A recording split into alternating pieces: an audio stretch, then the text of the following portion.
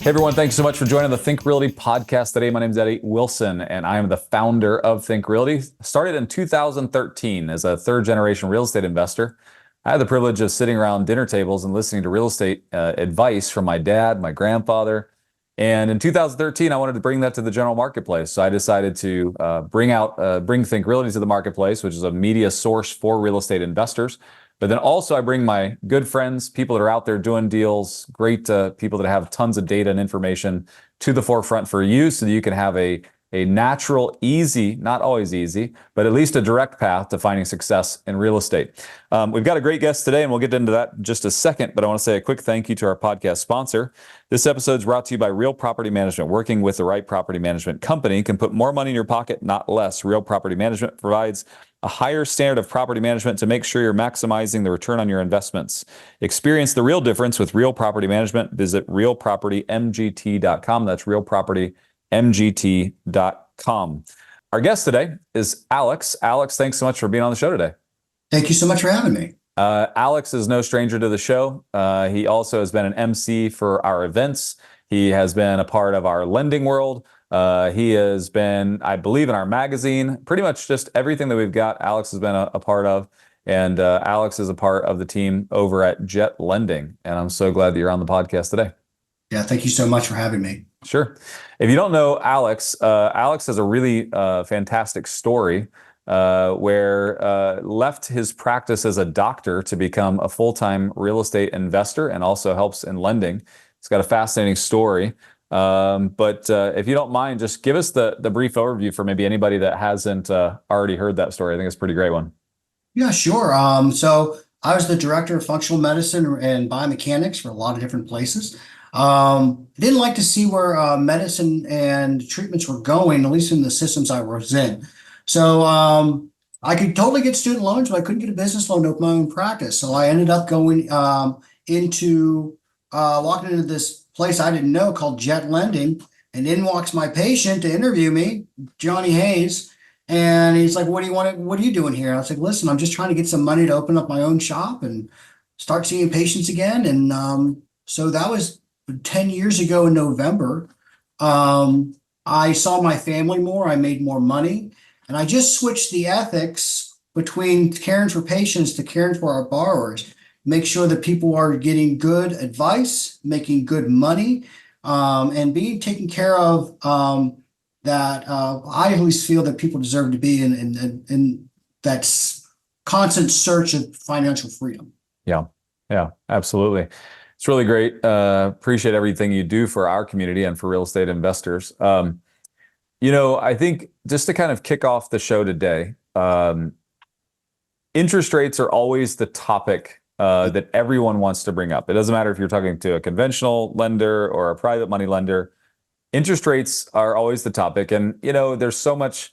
I've recently read that in the last 4 election cycles, we've had a dip in interest rates. And maybe there's a bunch of people out there waiting on interest rates to drop, but apparently they haven't yet, and maybe they won't. Who knows, right? Right. Is it a fool's errand to continue to search for the interest rate, right? Like, we're in this space where there's great opportunity around us. What are your thoughts on that for the people that are just sitting there waiting to make sure that they're maximizing the interest rate on their investment? Yeah, I'm in the very popular pool, like the people that are in finance. And it is a very big mistake if you guys are waiting for interest rates. And let me tell you why, at least my opinion, and unlike we were talking about the cycles. Those that are going to be looking for that interest rate drop, one, the 3.25% rate that you guys saw in the past, that was manufactured. I don't think you're ever going to really see that again, maybe not in your lifetime. But if the interest rates do drop, and I have a strong prediction, and this is my own prediction, the end of quarter 2 of 25, is you're going to see probably an immediate 20% increase in value. So what does that mean? So a lot of the economists say that when you see a rate drop to about 5.5, the 3.25 people would actually dump that property and get back into the game of selling the property. Now we got to think about when you sell a property, there's at least 3 transactions that happen. So if you sell your house, you got to sell the house. Someone's buying it. That person probably sold a house to get to your house, and you're buying a house. So there's at least 3 transactions for every property that's on the market. And once you see that initial influx of those people driving those houses on the market, you're probably going to see an increase in actives, and that will be eaten up probably in the first 60 days.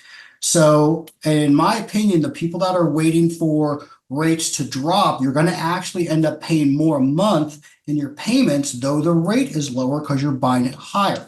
And what is the one variable I always tell people that you can own? The only one variable you can control in investment real estate is purchase price, what you bought the property for.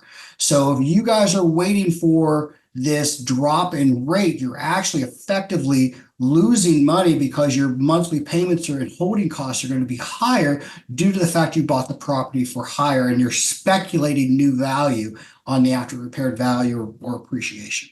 Yeah, it's a great explanation. And it goes back to, I think, sophisticated real estate investors, ones that have been doing it over a period of time with success. Always look back, and I look back at the first properties I ever bought, first properties I ever built, which are well over almost 15 years ago now. My interest rate was higher then than it is now today, right? Would I trade anything? Absolutely not. I actually have more wealth or more accumulated wealth off of those assets because it's happened over time than the ones that I bought at 2%. I had interest rates of just like 2.5%, just whatever it was, 6 years ago, 7 years ago. And I had, maybe it was a little longer than that, maybe 8 years ago. And I'm still making way more money off the ones that I had at higher interest rates that I had for longer periods of time. And I think that's the piece that new investors miss, is that time. I love the statement that, you should invest in real estate over the decades, not over the years, right? Like your gain should be decade gains, not yearly gains. Because if you're playing real estate just for that short, quick hit, that's only going to last so long, and you have to time the market right in order to do that properly. And so, anyways, I love your take on that, and I concur wholeheartedly. If you're waiting to get into the game until the right interest rate, it's the opportunity cost that you're like, there's so much opportunity cost in that, right? And I also call it the dummy tax. It's just like what you're saying is like, if you actually played it out today and then you actually go do it tomorrow and the interest rate does drop, there's going to be very little significant change in the actual cost, and it may actually go up because that's the nature of real estate. Right. I mean, it's like, you're hearing this quite a bit lately, and it helps with the marketing and stuff like that. But people say date the rate. Guys, get into the property for lower value, and because the rates will drop. Right. It's a fluctuating market. Then refinance, and you're Right. sitting much more pretty, and then you may have the opportunity to cash out that and put into another returnable investment. Right. Yeah, I think I'm not a huge fan of sitting on equity if there's cash flow, right? Like, I believe that cash flow is your first driver. And if I've got a lot of cash flow on a property, I typically try to pull my equity out up to 70-75%, because equity is pretty much vaporware, right? Like 2008 through 2010, it's like, whatever security you felt when you looked at the equity in your property pretty much disappeared and your security went all away, right? But another asset provides more security if it provides cash flow. And so I play that same game, right? Like, it's like, you're better to accumulate wealth by accumulating assets that cash flow rather than trying to find the perfect scenario specific to the rate and that asset, right? So great points. So what's affecting the markets with real estate and lending? What's going on in the marketplace right now that's having an effect, either good or bad? Well, let me get some of the bad out of the way, and I'll probably, as my mind works, it'll probably intertwine. But some of the bad stuff for my people that are holding, you need to really pay attention to your insurance costs right now. Insurance, especially in Florida, getting crushed in Florida.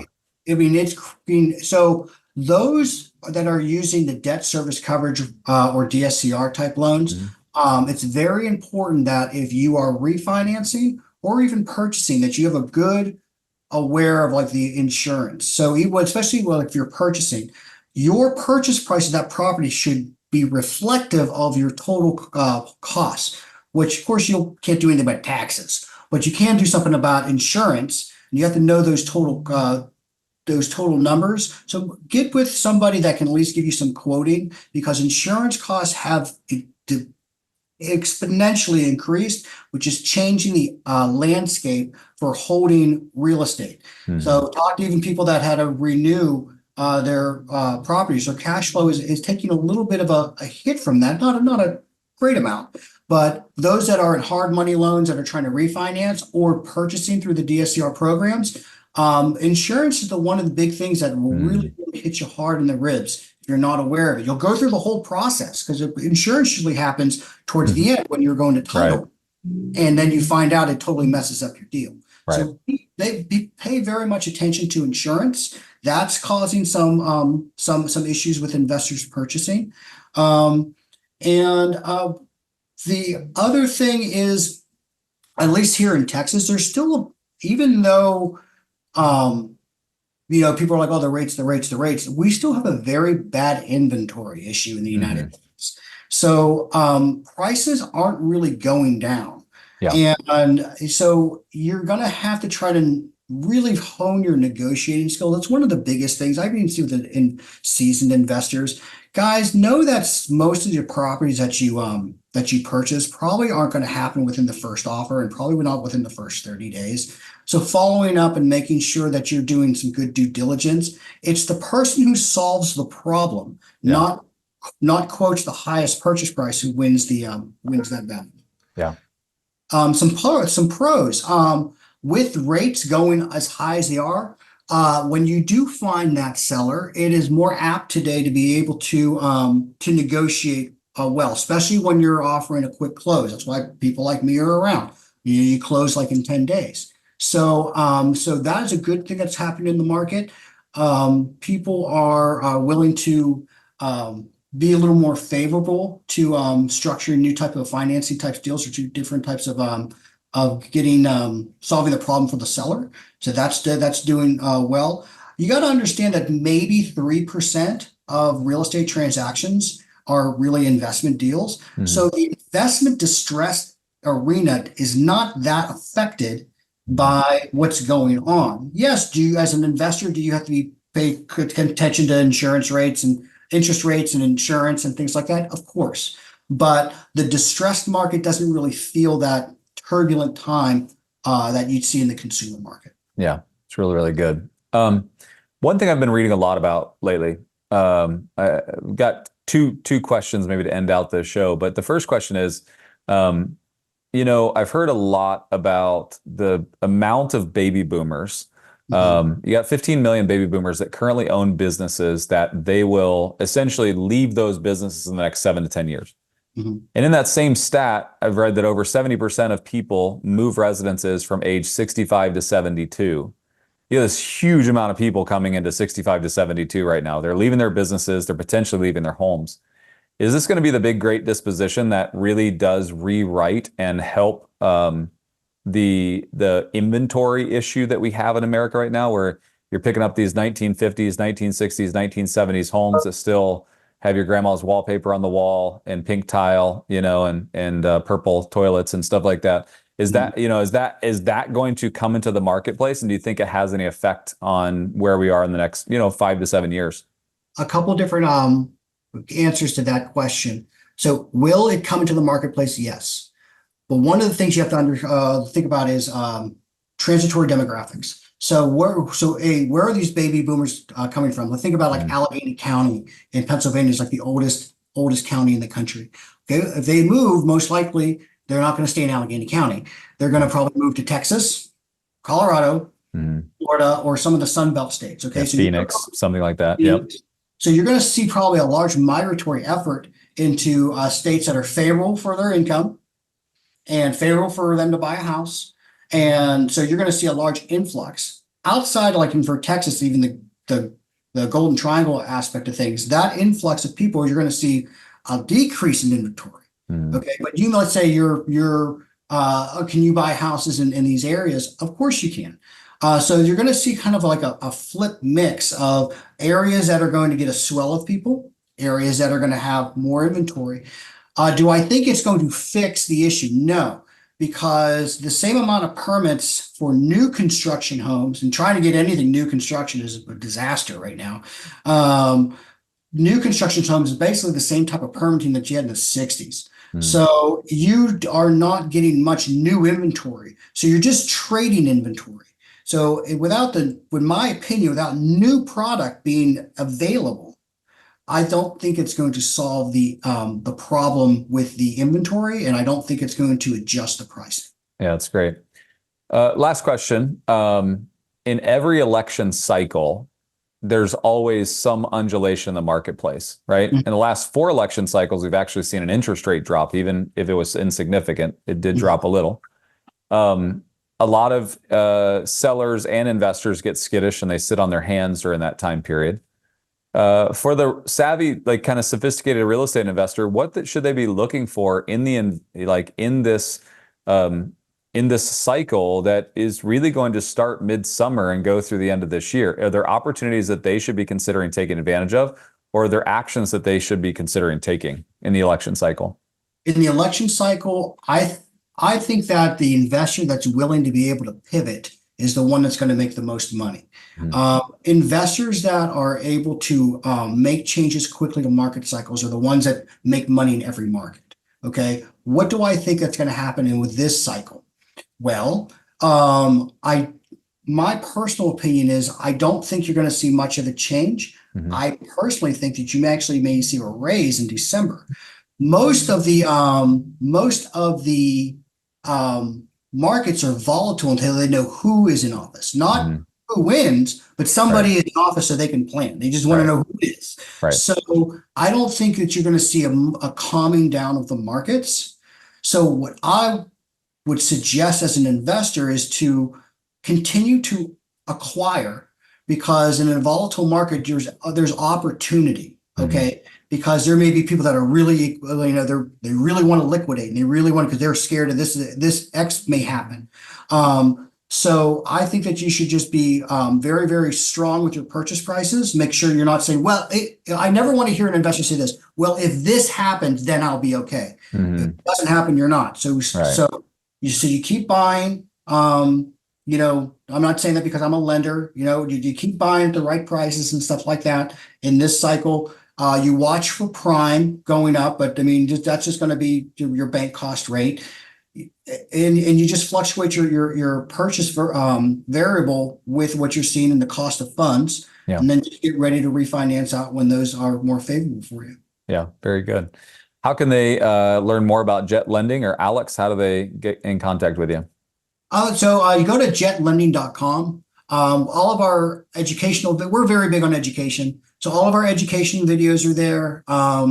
You can text us at 281-872-7800. You can chat us on any social media platform. Really just go. You can may have seen we were noted as the best hard money lender for customer service and accessibility by Forbes magazine. We're everywhere. And I challenge you to in this day and age, go to any social media channel, look up Jet Lending, and try to find any negative press on us. You ain't going to find us, because we take care of people. We do what we say we're going to do. And we really want you to make some money. I appreciate that. Thank you so much, Alex, for what you guys do. Love Jet Lending, love Eddie and the whole entire team over there. You guys are awesome. Appreciate everything you guys do. We really appreciate you too. And thanks for having us on. All right, man. Take care. You too. All right. Let me say one quick last thank you to our podcast sponsor, which is Real Property Management. Working with the right property management company can put more money in your pocket, not less. Real Property Management provides a higher standard of property management to make sure you're maximizing the return on your investments. Experience the real difference with Real Property Management. Visit realpropertymgt.com. That's realpropertymgt.com. Before I wrap up the show, I want to make sure that you are aware that we have a brand new conference coming up in Orlando, Florida. This will be the first time Think Realty is coming to Orlando. We've been to Tampa, but we've never been to Orlando, and we're coming on September 12th and 13th. Don't miss your chance to learn, network, and make deals with some of the biggest names in real estate investing. For a limited time, receive a buy one, get one deal on tickets. Register for 2 tickets and enter the code podcast at checkout to receive this special pricing. Visit thinkrealty.com/Orlando. So that you can get all your lodging info and all the good info there, and put in podcast again to get your buy one, get one free. And we would love to see you there. We've got some really special guests planned to be there. some great education. I'll bring some money. We'll bring some deals. It'll be a good time. I'll be there as well. And hopefully we'll see you in Orlando. If you haven't already stopped by the local Barnes & Noble to pick up your latest magazine issue, you can pick it up on the bookshelves there. Or you can go to thinkrealty.com and sign up for our Think Realty Plus program that for only $14.99 a month, you get it all. You get the magazine, you get all of our conferences, you get our virtual conferences, you get access to everything that we have for only $14.99 a month. It's the best deal on the market for real estate investors. Hope to talk to you soon.